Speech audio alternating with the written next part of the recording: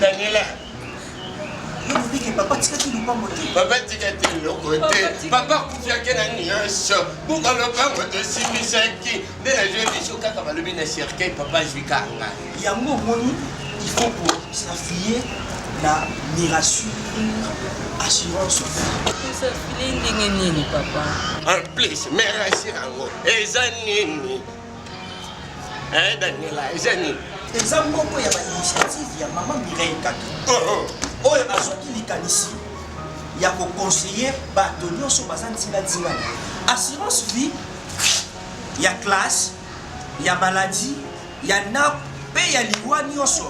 Maman Mireille Kato, Azawana pour la orienter biso, pour y avoir le nini ya kosala. Pour biso na kati assurance vie, tout ça pour se rassurer jour au jour. Ne vous en trompez pas. Eh ben oui, hein. Arrêtez mes conneries. Il faut faire pour s'affilier. Eh ben oui, n'importe quoi, but de merde. Landa idée oh ya maman Mireille Kato bokende. Eza bien pour Nabino. Et quand sunga bino, tabiso lelo suka na biso ne. Papa defisa ki suka simisa ebo. Toti kali ba perdre.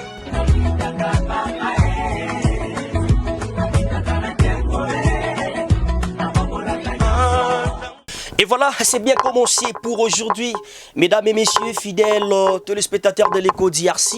Ça continue toujours au rythme de nos rubriques. Et aujourd'hui, nous sommes toujours dans la fête. La fête continue, toujours, vous comprenez, on a commencé avec le star. On a eu quand même passé des bons moments avec le star. On a eu la star Sephora, on a eu Maman Mamissa, on a eu encore Paola, Talatala, il y a tant d'autres.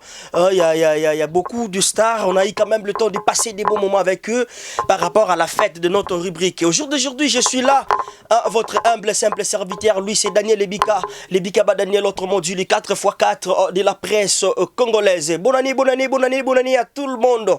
Vous nous suivez de partout avec attention particulière. Tout un grand merci à vous. Au jour d'aujourd'hui, mesdames et messieurs, je suis seul. Mais on va essayer un peu de partager, on va essayer un peu de prendre le temps, s'échanger avec les orphelins. Question pour nous de comprendre comment les orphelins vivent, la fête avec les orphelins.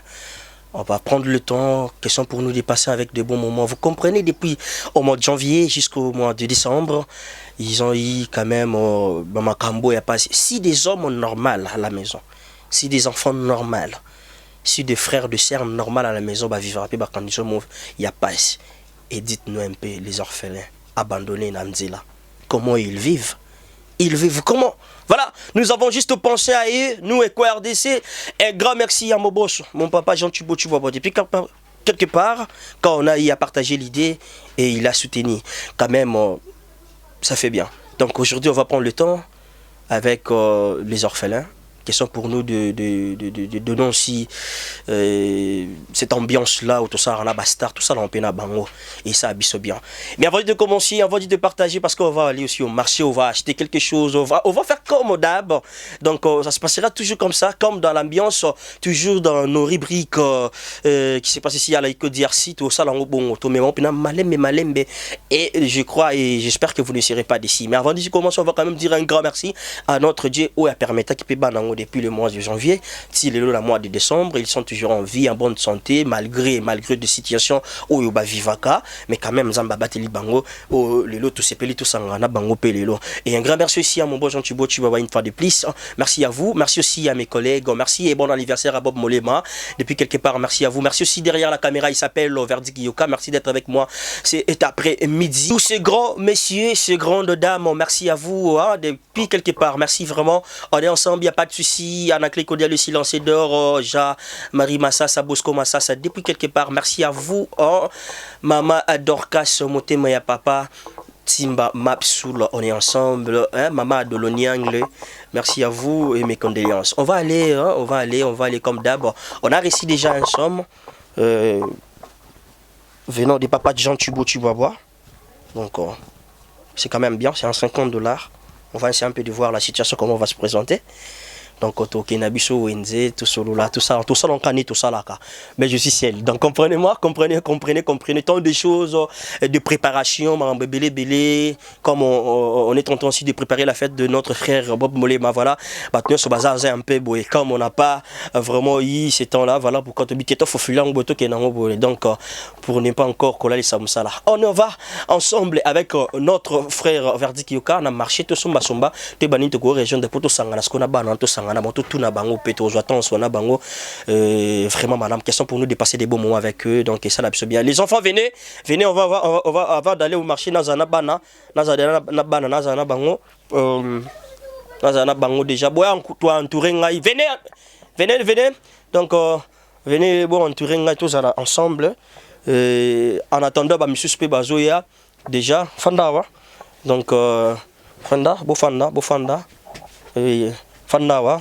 Donc, avec les enfants, donc, il y a aussi les autres, bah, monsieur Naba comité, et mesdames et messieurs, il y a encore, bah, monsieur Naba comité, Bazoya déjà, ensemble, donc, venez, donc, Fanda, Absou Baran Lanzela, et autour me camper les locaux ko solo là ko panzante ke ko soana bango wa emani nani akota ngiye pa kota fanda bonani busoni singo bwa mawa ya tellement bon tellement bona mawa mais bon comme si bona mawa hein Daniel le bika master ya borfela zana bino tu fani na bino poto sepela bozane sengote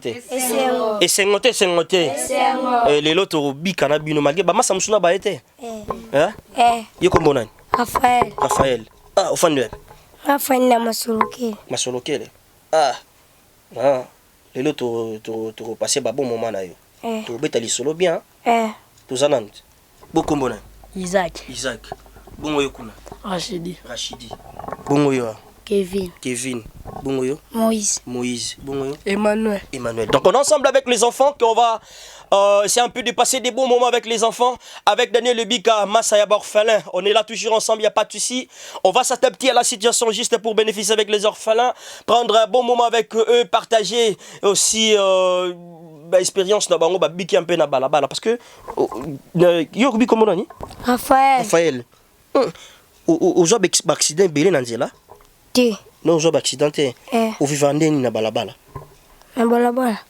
to singa kaka bungo yo biza mwandako tubana ndako biza singa biza toteka kamai moteka mai bungo yo ngape lokola yeda zo biso yango ninza masunga biso tokomoteka mai bomoteka mai bungo yo ngabanda na ndako nateka mai pona lokambongo nalia teka mai pour lokambongo lia. OK.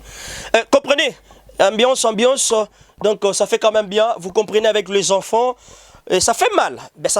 Mais on va essayer un peu de voir tout ces là. Buzama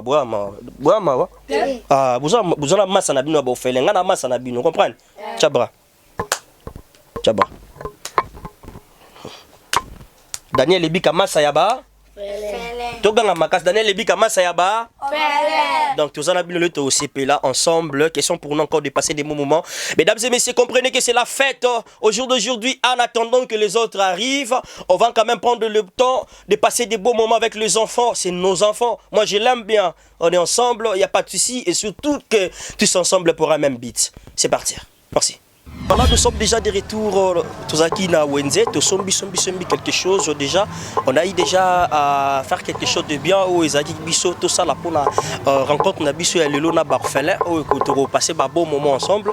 On a eu déjà à prendre quelque chose, le quoi carton na Biso ya pousse. Oh to mekaoliango na bandeko na Biso. Au bota na Biso déjà on panza yango. Entre-temps et l'on a la glace. Voilà, on déjà malem et les maranango pour me camper ko décortiquer à lire mususu. Donc en attendant ba pesanga déjà nini to buka yango on va longolango na katia ya nini. Merci vraiment. À tout à l'heure.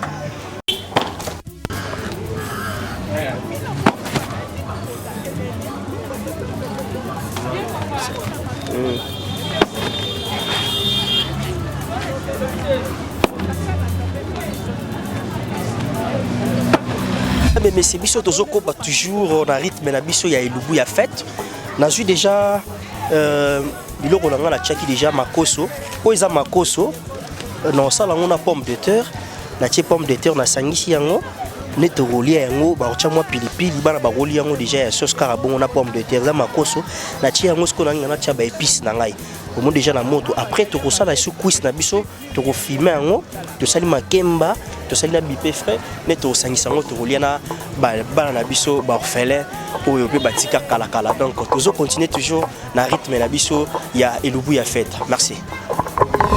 C'est bon mesdames et messieurs. Ah siko na sali ba épices na nga déjà, c'est bon. Na tie ba matungulu, ba ndembi, ba ail.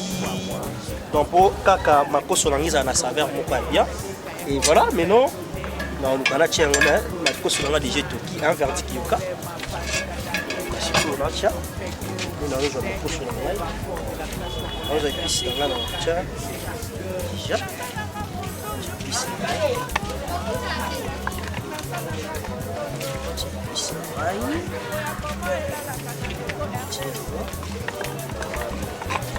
Très très bien là.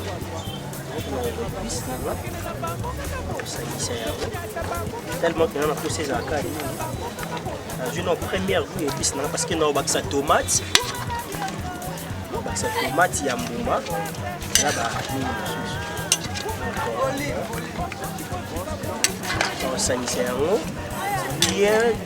Bien là.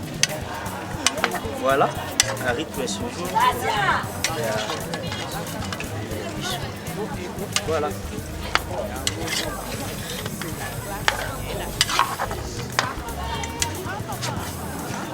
On sur la biseau et au canon après la tchèque tomate nangai. Merci Verdict.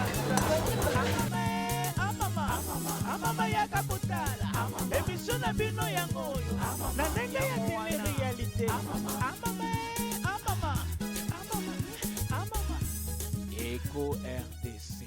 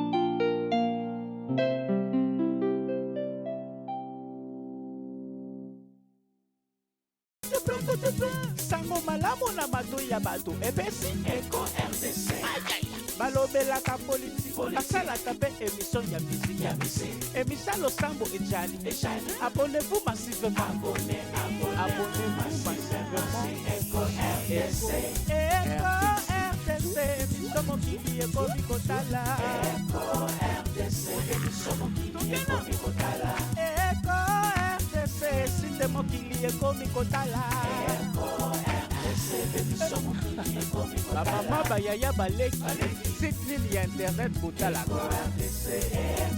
RDC émission mokili ekomi kotala Eco RDC émission mokili ekomi kotala Eco RDC émission mokili ekomi kotala Eco RDC site nalingaka mingi oyo ngana Eco RDC conception ya boss Jean Chibo Chihuahua Bana Kinshasa, you know what it is. America, Europa, you better tune in. You better catch that good news on time. Without Molema, Fanny Kadaleya, we don't need no fake news. Then you're 4x4 de la presse congolaise, verdict, your goddamn thing is good. Nazananga kotoyo, Nasango ya Kongo elalaka na Eco RDC. Boss Jean Chibo Chihuahua. Tokomema bango kaka tokenela bango kaka boy tokonyata bango kaka boy tokopina bango kaka boy tokokimisa bango kaka boy umela yoyo Eco RDC umela yoyo Boss Chibo Chihuahua umela yoyo Eco RDC umela yoyo Boss Chibo Chihuahua Mama Bonheur zalaka kawana pour Eco RDC, yango nde maka. C'est la classe et la différence. Amama yaka kotala. Émission na bino yango oyo. Elobo ya basta. Amama yaka kotala. Émission na bino yango oyo. Na ndenge ya télé-réalité. Eco RDC. RDC.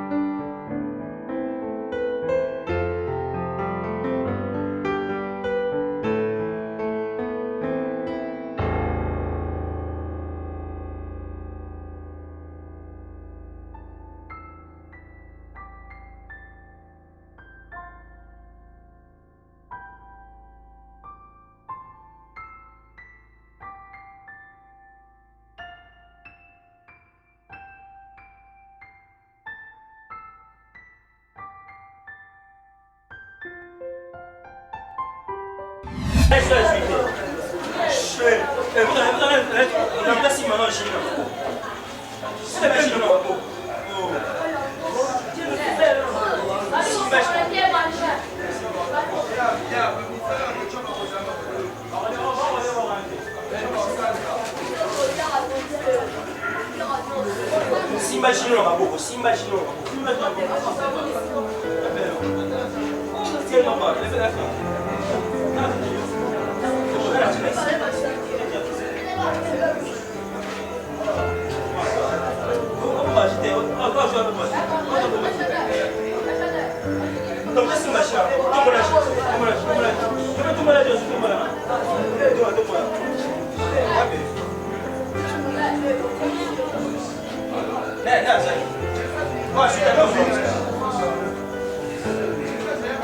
Ça va bien ça.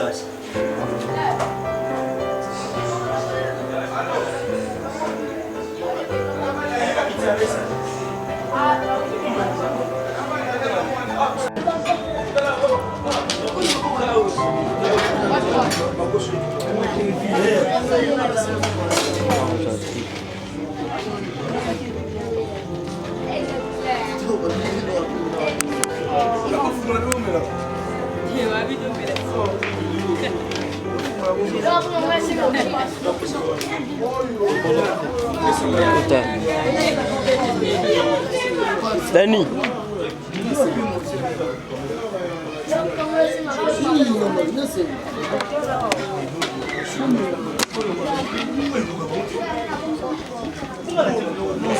Oui, sur le bac.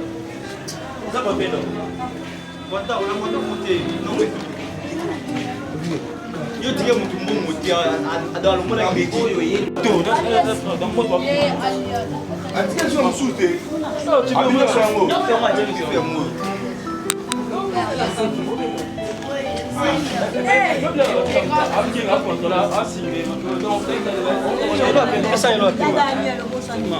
Ye, pesa lo pema, you. Osan. Pelo ape. Est-ce que sois agité? Mam. Là sois zanya. Ye.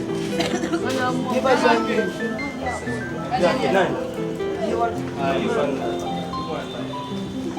Voilà, mesdames et messieurs, vous comprenez que nous continuons toujours dans notre rubrique Eloubouya Bafeti ensemble avec les enfants.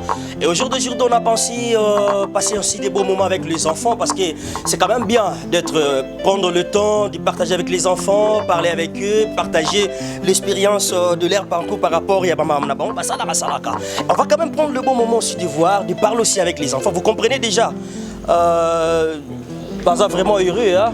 Bonsoir, bonsoir. Bonsoir. Bonsoir. Ça va? Ça va bien. Est-ce que vous allez bien? Oui. Vous allez bien? Oui. Est-ce qu'on va manger quelque chose, non? Tout ça là, on va bon, ouais. Tout ça là, on va bon, ça va? Ça va bien. Ça va bien? Comme bon année? Tichik. Hein? Tichik. Ishik. Ishik. Tichik. Ah. Fanda, ouais. Kivuila. La Kivuila. Ok. Bon, yo comme bon année? Ouais, Enoch. Enoch. Yaya, yo comme bon année? Pivo. Pivo. Ah, wani? Yaminu. Hein? Yaminu. Yaminu. Pivo Yaminu. Et là, c'est Sénateur Akamba. Sénateur Akamba. Voilà, là c'est sénateur Akamba. Et c'est un peu, ça se passe toujours comme ça. Comment ça va? Ça va bien. Comment on est? Morino. Morino. Oh, t'as préféré quand même Morino, hein? Pourquoi? Bon, là. On a comme un coach. Yeah. Bon point. Ben, comme un joueur. Joueur, hein? Mais on a combat Morino. Voilà. Là, sur les enfants, on va prendre encore. Ça va? Ça va bien. Yo comme bon, Miami. Miami. Pourquoi Miami pour Anine? Le roi Kamba. Hein? Le roi Kamba. Mais il peut le roi Kamba. Bon, yo. Il peut le roi Kamba. Oui. Ah. Et le roi Kamba, il a un titre nini. Titre Bapé ça? Hein? Bapé ça pas banane. Bafeka. Bafeka. Ah, yo est-ce que vous êtes champion? T'es un champion de la demain. Era comme Bapé Sanga. Uchara esprit. Voilà. Là, ce sont les enfants. Comprenez, ça se passe toujours comme ça. On va essayer un peu de voir encore. Donc, ça va? Ça va? Ça va. Comme bonne année. Rigen. Ah, yo Rigen. Yo changé, t'es? te na chance te. Mais masa ya mukolo kamba. Tenga na mambwana tenga mukolo kamba te na elote. Ah, yo elote. Yo pose elote? Na elote. Oh, yeah, amoni la wa. Et amoni la ngati toi ba masa. Masa, OK. Ça va mon ami? Ça va bien. Yo kombo na? Christian V. Christian V. Ah, yo chanja te? Te. Oh, bombi yo yakuza. Hein? Te. Yo yazuka te. Ngai yakuza. Yo yakuza te? Ngai. Hein? Ngai. Yene yakuza. Poni yakuza. Kombo ka babambanga. Babamba yo. Ouais, pas nina bamba. Pas V. Venez. Fais-moi voir Kendane Bangola. C'est bon. Fais-moi Kendane Bangola. Boni. Boni. Bien. Yo kombo la? Christian. Christian. Ah, yo chanja te? Te. Yo tikala Christian. Mais nani abone la rawa? Amoni la nga. Amoni la. Amoni kanga bilo. Te.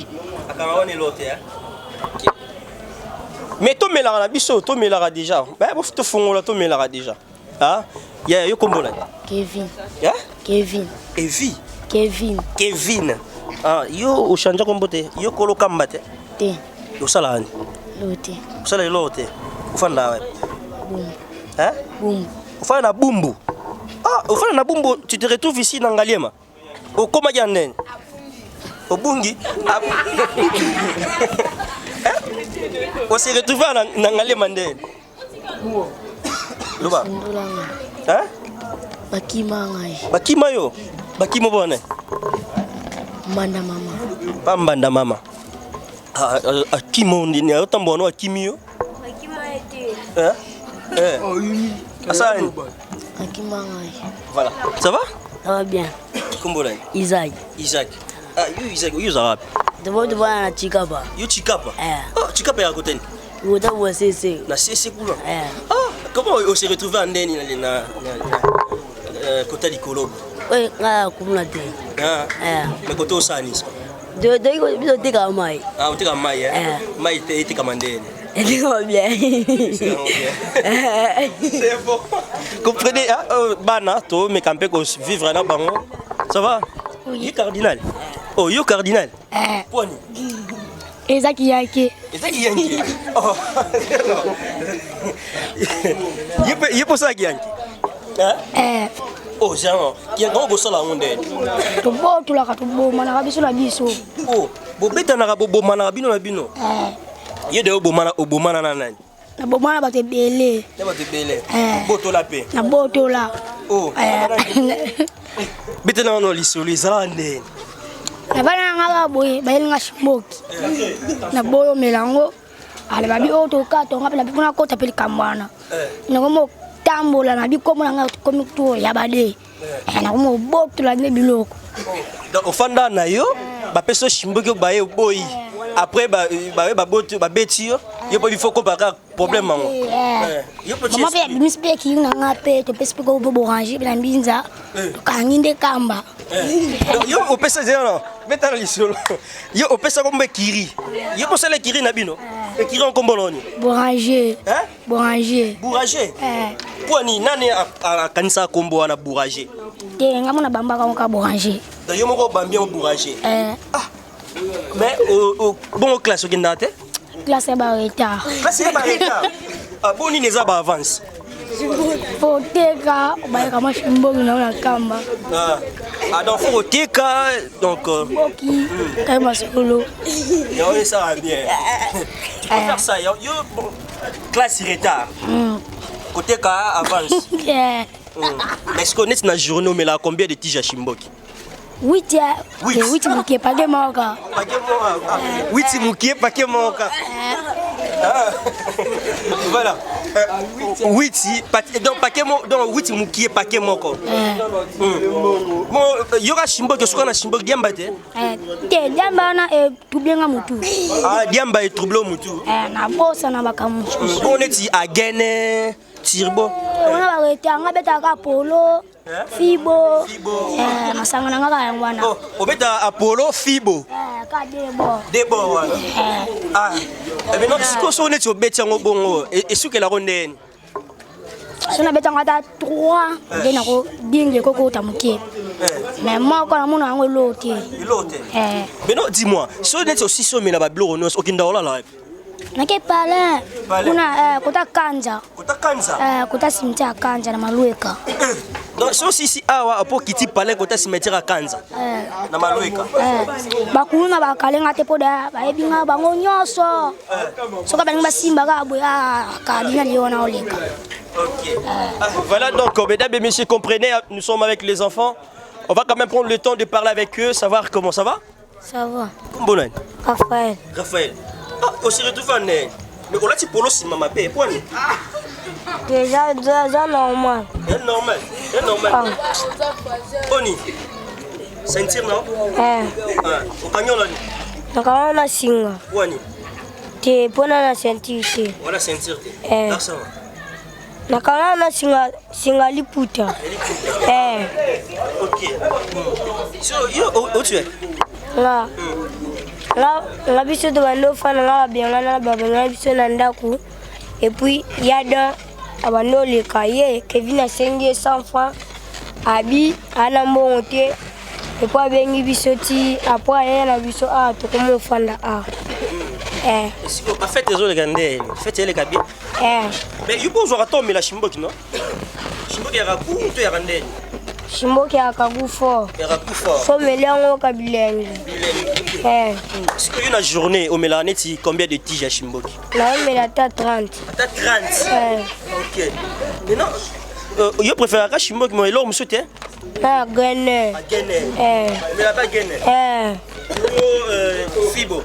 Na mila fibo pe na melango pe. La so ameli damba. Tinda ngaka na zox na chawa to ba gilet. Oboto la paix, ça moins bien. So boto les a bien. Faut me la moi jamba et ça le moi bien. Quand tu sais swimba moko. OK, oboto li pose mbona. Mais il peut déjà y arriver au boto la mutumbongo. Nante. Ngala ote, ngapena lukaka na meka.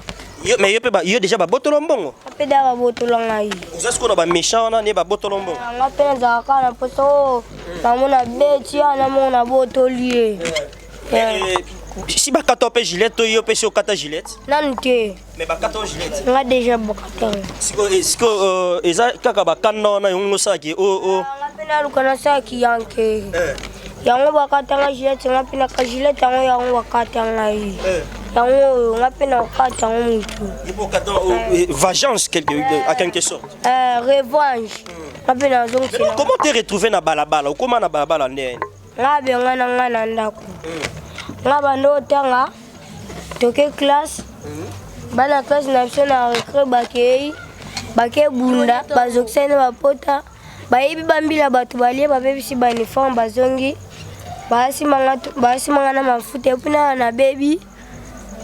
Nazongi ndaku. Madame Jotisa aketi biwa mema ko ebisa ye ngakuna na ezo simba te fuka ba ngolanga neko. Ebi mema lobi moye eza pete. Ba fasika komo na ngai.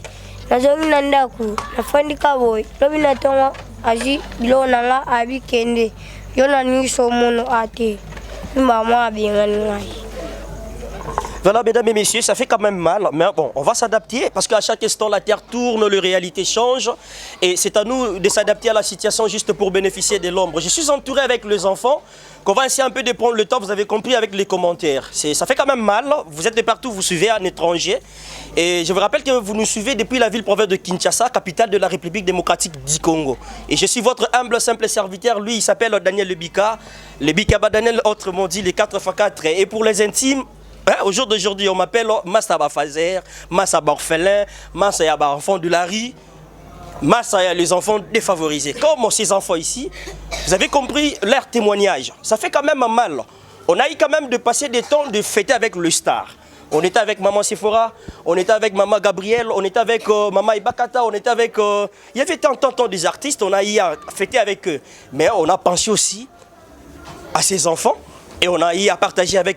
notre boss Jean Thibaut Chihuahua. Voilà pourquoi aujourd'hui, nous sommes descendus sur terrain, parler avec eux, s'échanger par rapport à la situation qui se présente.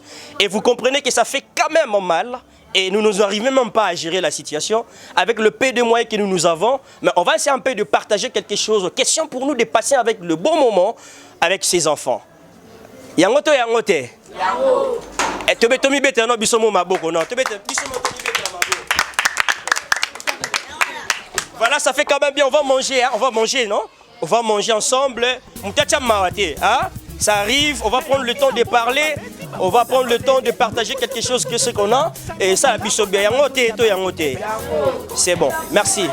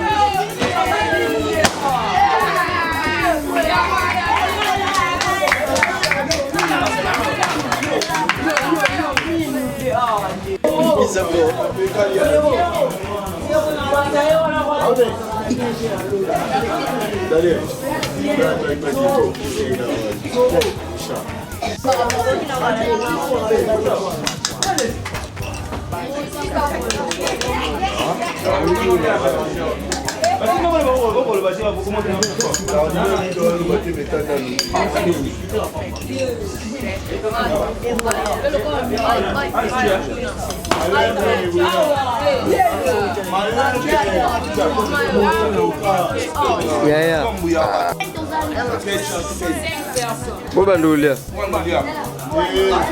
Bandulia. A fourchette de sous. Bana olia.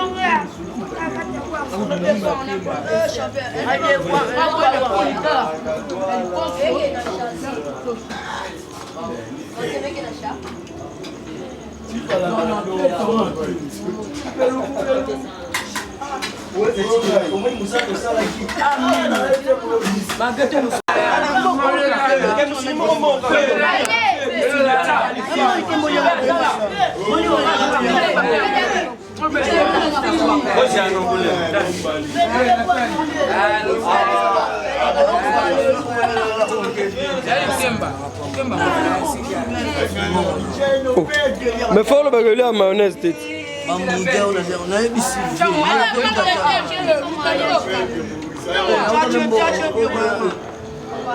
Ouais, bien un hamburger, toi, bien un bife.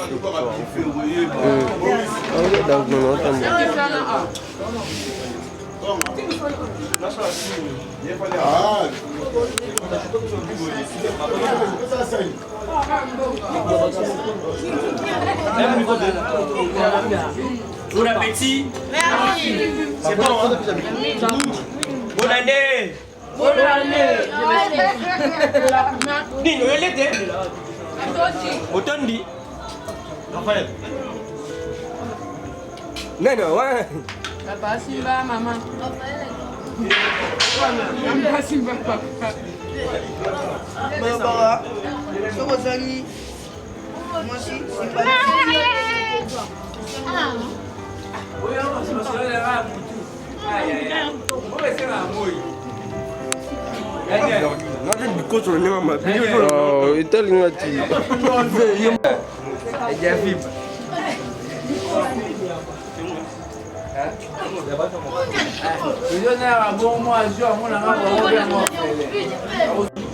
Aujourd'hui, c'est heureuse pour diverser en tout cas,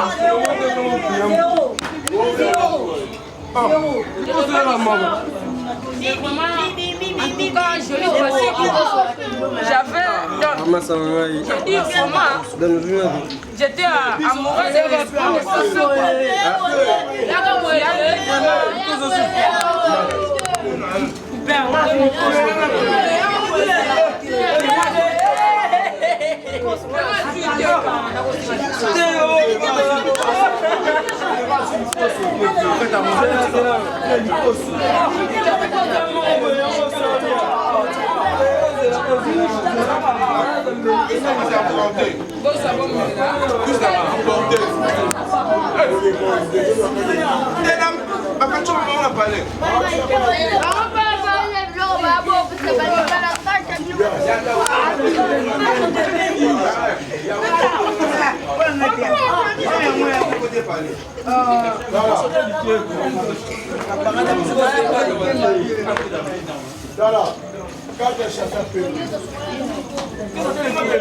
Eh, bien.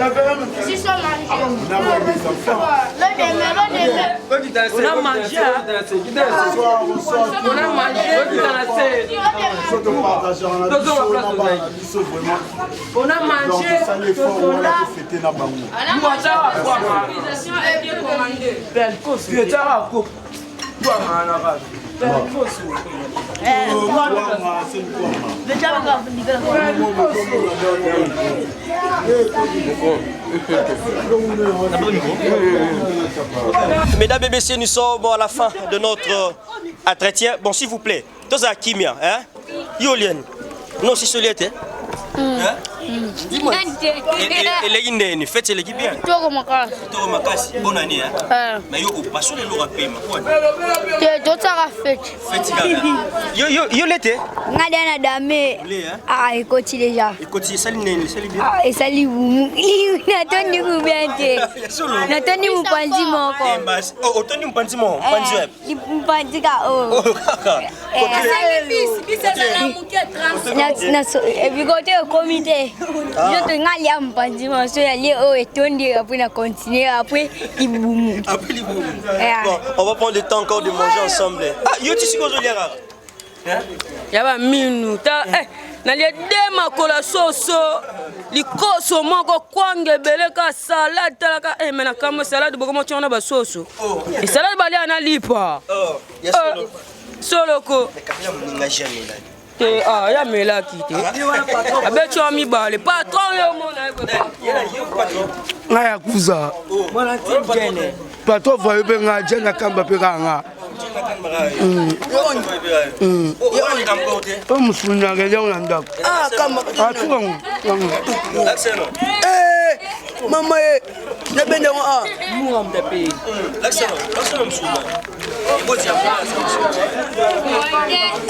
tika ko bonget abuya ngo mama ko boyi bango boyi bate te ko to ni monya se tonta tika te ya ba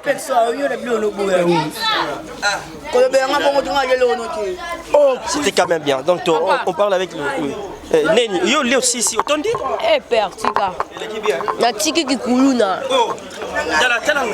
na tiki kikuluna ko akoma nga joueur comme le joueur. Père préparer biso boy to liaka ko filmer nde la section va molière À la prochaine photo aux analyses hein.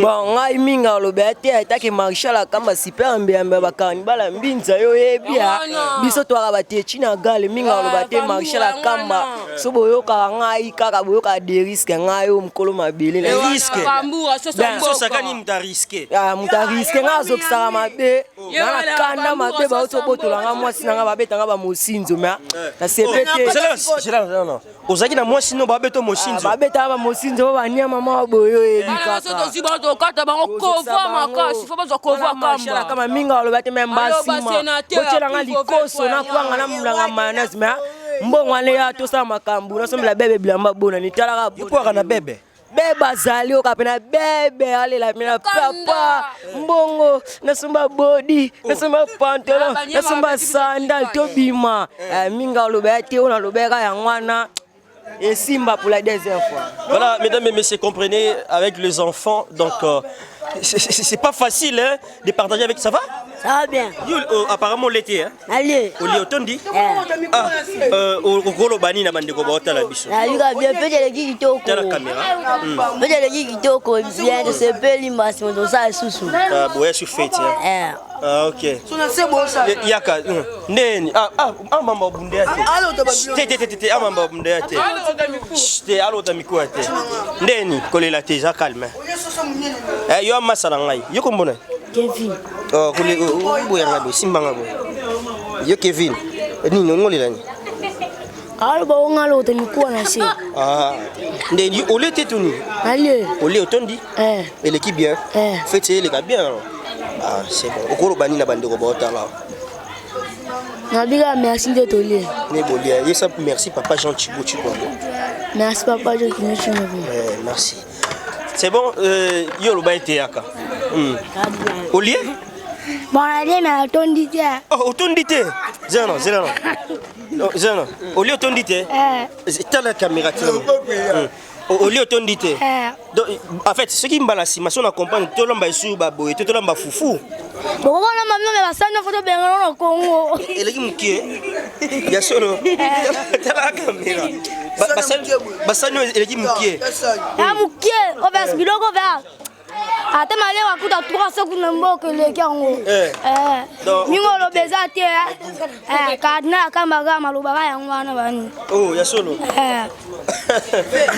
mukua c'est bon olia boye kaka ezana ngana na poto mais on donne les boye abilo bonanes mudu na plein na ve tadum la gelala okolo bani na ba mama ba otala yo bandeko ba otala pe bana posa ba soutenir ba enfants défavorisés ba mama ba tala biso na pesi merci ya liboso na lie na tondité ya mibale basanyo boche la biso na Congo to biso moto buka fo boche la biso basani mo tu plateau il faut lire na plateau basani mambo ya ya minene na penole santi dans ce que balasima to lamba fufu balasima bolamba fufu bolambeli nga na misunite nga bolambeka fufu na pondu esili na pondu ka wa muluba oyebi chiluba ni mumanyi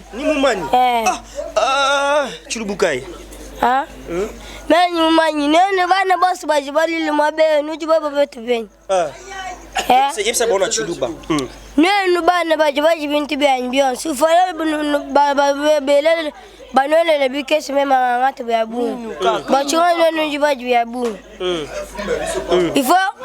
il faut pas du pan jinu nu mufeti wa ben nuji ni sombo ni jitalala baba pesi chintu chumwa pana uja mama ne merci nupingana kwenu nenu baji ba mnome mu fete exacte tout ntujuzuke bana banso bale baba lamba mwabe batu tukuja ba mama bebi nenu nijibata nijinu tutangni tuku TV nenu njini nzale ya kulwa mwabe batu sangana njitu kujuka butulu tujumwabe bino nenu kabe nu mala jiba kuloto ye ya muji muwende ye musombu jwa kuwanga tamasha ya batu kwa ye kuja pani jinulu mufetu wa bende somba ni jitala banu peshi bintu bijibala mbanu jini jitalala jio meunwa kushikisha ya merci Merci mesdames et messieurs, comprenez, c'est l'ambiance.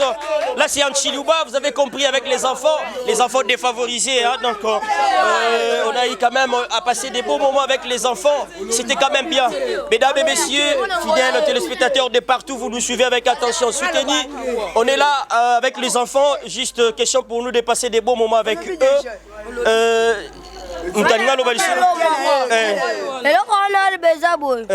Bana bajimwabe bana bonsoab balekele kikuluna bo benzanu kuluna mema kanyimba kwa chishi ifo balekele kuta babantu majileta kunyinga bantu bakuta jini jijiba bikile yakuza memu mumvu kabijinjimu kwa chishi yakuzana yakuza memu mvu yakuza jibi jinyi ngakuru ni mwana no yakuza wa moni la bino yakuza ngaba yebisinga yakuza uju utuni ngabantu bintu unyinga makuta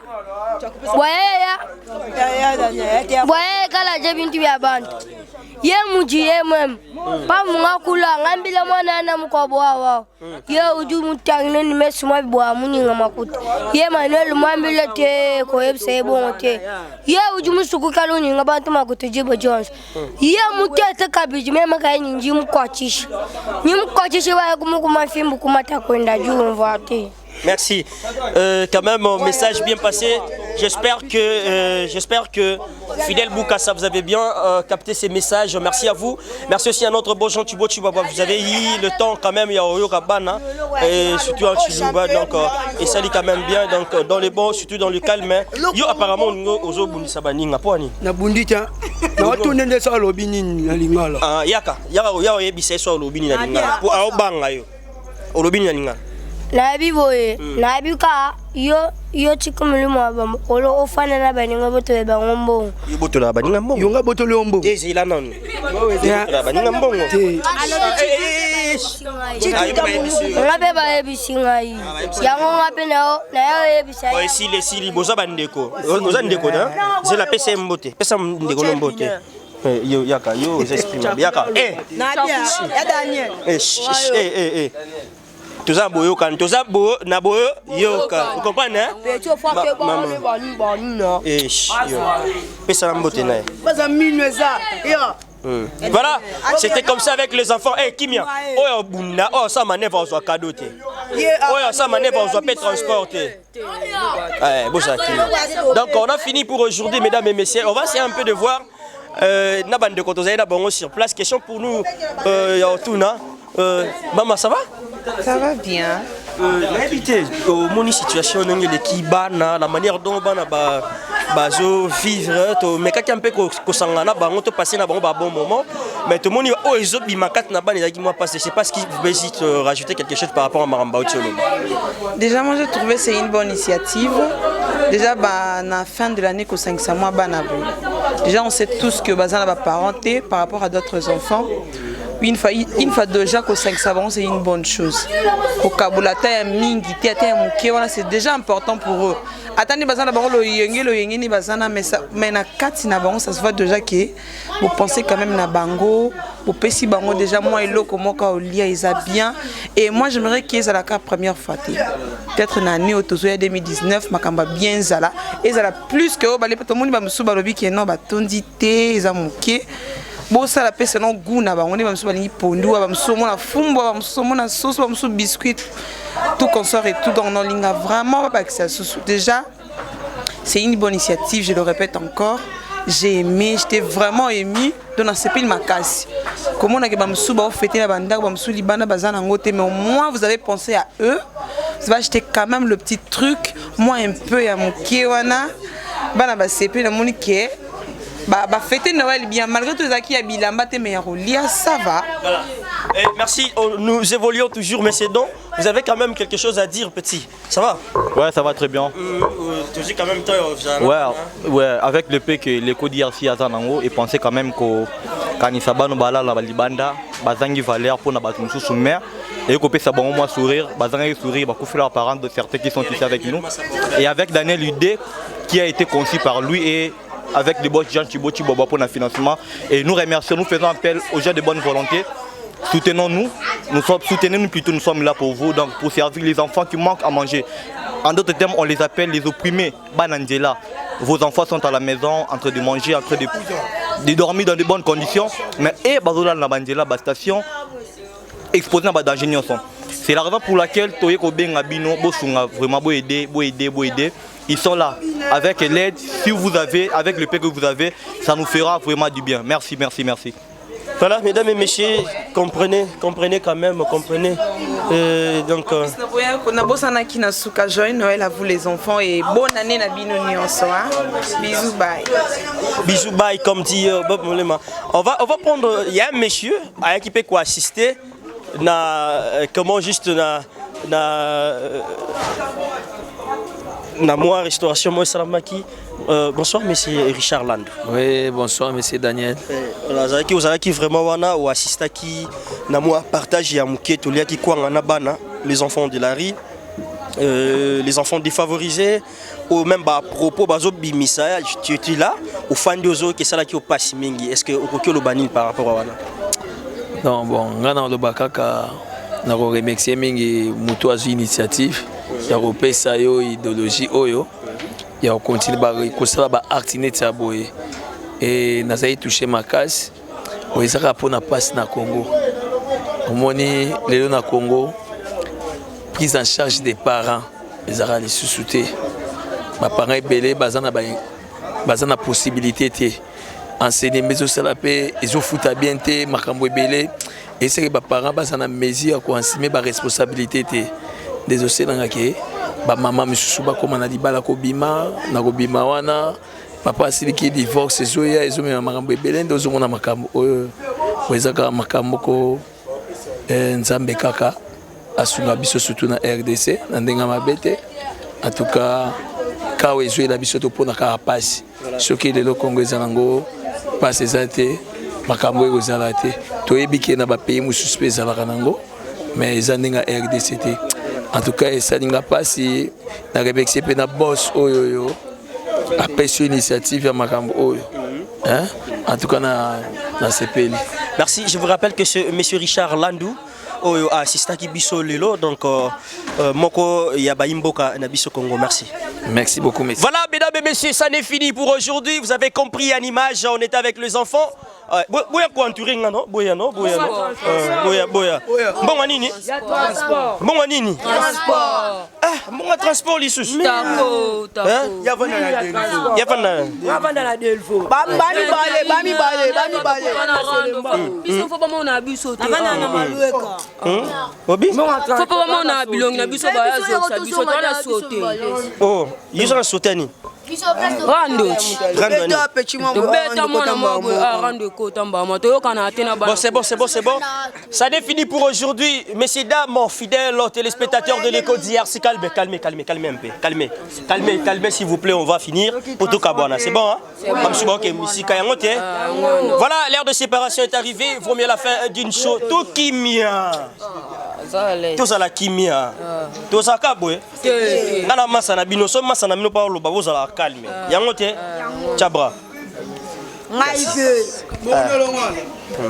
Voilà, l'heure de séparation est arrivée. Mesdames et messieurs, ça n'est fini pour aujourd'hui. Vous avez compris, on a commencé depuis au début avec les enfants. On a eu quand même de passer des beaux moments au jour d'aujourd'hui. Vous avez compris, moko na bana nenge ba pesi message na bango peut 8 ans ya ko partager moi kwanga. Donc ça se passe toujours comme ça avec Daniel Lebika Massa orphelin. On est là ensemble, il y a pas de souci.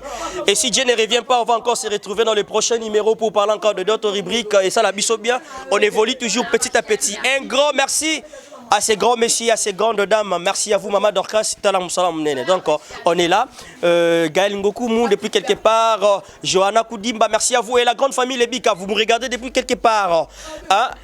Mimi Lebika, elle regarde une femme responsable. Elle, c'est Annie Lebika, Motemaya, José Paula. Depuis quelque part, Karine Lebika, vous nous suivez avec attention. Merci à vous. Depuis quelque part, Tatitela, l'artiste. On est ensemble, il n'y a pas de souci.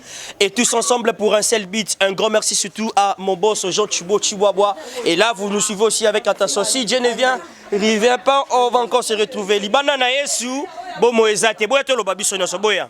Libana na Yesu, bomo ezate. Libana na Yesu, bomo ezate.